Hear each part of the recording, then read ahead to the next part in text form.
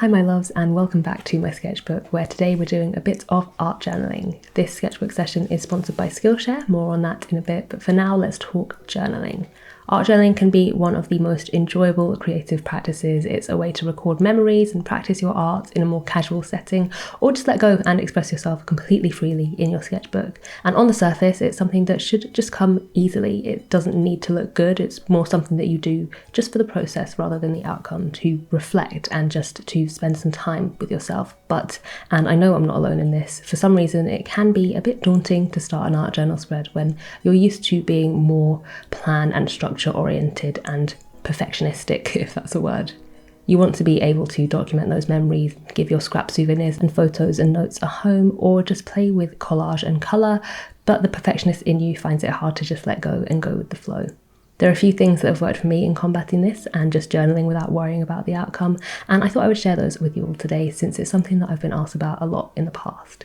To start with, before I even begin an art journal spread, I go through all of my scrapbooking supplies, all my stickers and photos and magazine cutouts and art and whatever else I've got, and I pick out anything that I think might work well together. I get a feel for what kind of theme or colour scheme I want to go for. It helps that a lot of the supplies that I buy fall into a sort of neutral or vintage or pastel category, and I have a lot of stuff with plants and flowers on too, but I still have supplies for if I wanted to go completely bold and colourful or dark and moody, etc. So I just figure out what the vibe is that day and I gather supplies that will work with that. So instead of sitting down with my sketchbook and being confronted with endless overwhelming possibilities, I'm still giving myself lots of different options, but I'm also confident that it's not all going to clash.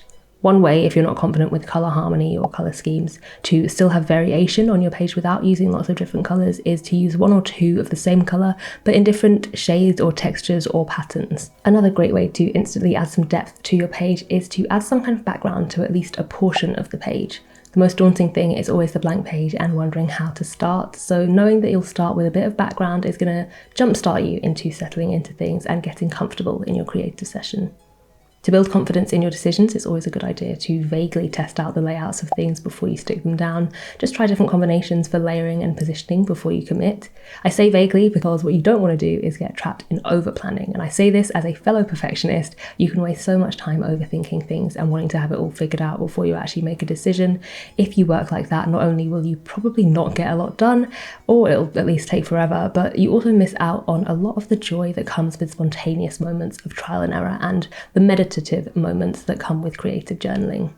Now, while we're on the topic of the joys of art journaling, I have to recommend lovely Amanda Rachley's Skillshare class, Art Journaling for Self-Care, 3 Exercises for Reflection and Growth, where she talks about just getting what's in your head down on paper, regardless of your artistic ability. She gives some tips on ways that she likes to decorate her pages, but even more valuable is how she encourages you to let go and capture your thoughts and the moments that are unique to you. Amanda is such a joy. She's a fantastic teacher, and if you want to take this class, I will have a link below to this class and also a new Skillshare deal that will apply to all of you, even if you have used one of my discount codes before.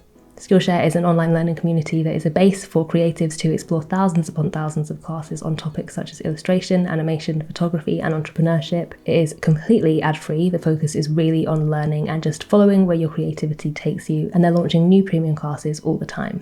As I said, they're offering a new deal to my viewers, so the first 1,000 of you to click the link in the description will actually get 30% off an annual premium membership. Even if you've already had a free trial of Skillshare, you can still take advantage of this offer to get an entire year of unlimited learning and creative exploration. Now, if you're still feeling apprehensive in your journal, make the most of the less permanent choices that you can make. So washi tape is great for sticking things down because if you don't like it, it's pretty easy to just peel up and try again.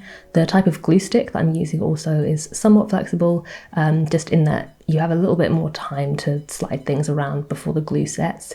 Also incorporating pockets into your spread, or things like photo corners. If you have a special photo or memento that you might not want to permanently have stuck in your sketchbook, a pocket gives you the option to take it out whenever you want. And tying in with that would be to work on a separate piece of paper rather than directly on the sketchbook page. Things like handwriting or doodles are things that you can draw separately and then stick in if you're worried about making a mess or a spelling mistake and wanting to scribble it out. That said, the rough around the edges look, the imperfection, it's something that you can really embrace. Your journal is a bit of you and it's for you, so don't be afraid to be yourself, warts and all. If that means smudges or paint splatters or words crossed out, those little touches can add such a raw and honest and welcoming feel to your page and take the pressure off for future entries. On that topic, art journaling regularly is really the best way to let go of control. You get into a flow of how you like working, you figure out what works for you and what doesn't, you make loads of mistakes all at once, which takes away the fear of making mistakes in the future. It's just a great way to find your authentic and creative voice. You might even want to set yourself the challenge to art journal every day for a week. Just set aside a certain time, maybe come up with a list of prompts for each day and set a time limit. Just really force yourself to come up with something tangible without overthinking. Finally, I would just encourage you to do it your way. It's fun to look at other people's journals and to be inspired or just in awe, but don't feel like you have to make yours look like that. If you want to go for more of a minimalist look, something that's more writing heavy or something that's more textural and scrapbooky, or like a complete maximalist look, if you want to work in monochrome one day and then you're in the mood for every colour that exists the next day, just remember that this is all for you, so do whatever you feel like. I hope that I have helped at least a little bit in easing some of the pressure that you might have put on yourself. Art journaling is such a calming and personal experience, and it would genuinely mean the world to me to know that at least one person watching this will go on to get as much joy from it as I do. Otherwise, guys, thank you so much for joining me for this one. Let us know in the comments if you have any other tips for us all, and don't forget to check out my Skillshare link for 30% off a year of premium membership, and I will see you soon for the next video.